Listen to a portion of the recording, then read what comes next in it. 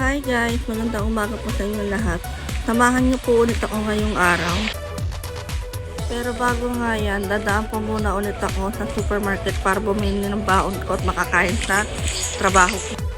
Danas pala guys, pagdating ko sa trabaho ay kumakain muna ako kasi meron pa akong konting oras na pahinga. Para naman pag nag-start ako, hindi naman ako maputang sa oras ng trabaho ko. Tingnan nyo pala guys ang paligid, napakalinis at napakatahimik, wala kang gaanong nakikitang naglalakadan pag ganitong oras lahat sila ay nasa trabaho. Nandito na pala ako guys sa station. Pakita ko sa inyo itsura ng train station namin dito. Mabuti na lang pag ganitong oras ay walang gaanong tao kasi lahat na maaga napasok. Kasi pag maagang oras na napasok, sobrang daming tao sa umaga. At yan nga po, nakapag-pack na rin po ako ng card. Pumasok na rin ako sa loob ng station. Pagpasok ko nga sa loob ay bumaba na rin ako sa baba para sumakay ng train.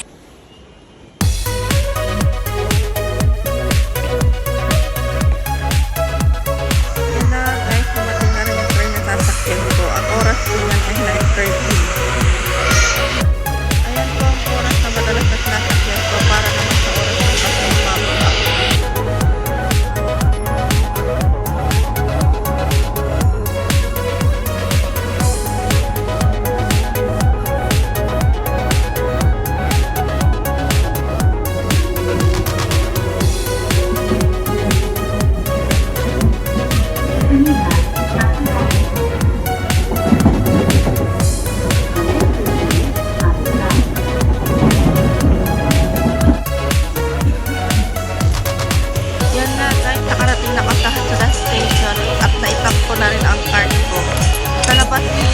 Sa baba ng station ay yan naman po ako sasakay ng bus papasok sa trabaho.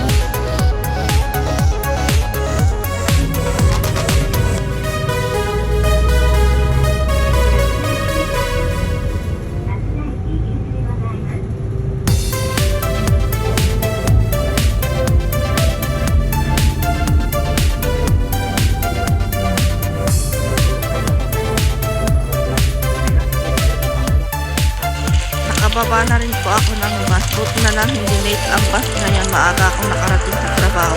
At yan po, nakikita nyo na napakalaking building. Yan po ako napasok. 4 na araw po ako napasok sa isang linggo. Nag-start po ako ng 10:30. Na-uwi po ako ng 3:15 ng hapon.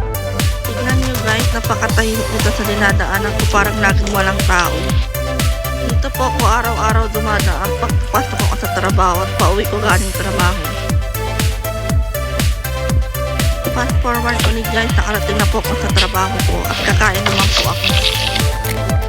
At yan naman po ang nabili ko, tinapay na may palaman na peanuts at saka green tea. Ito pa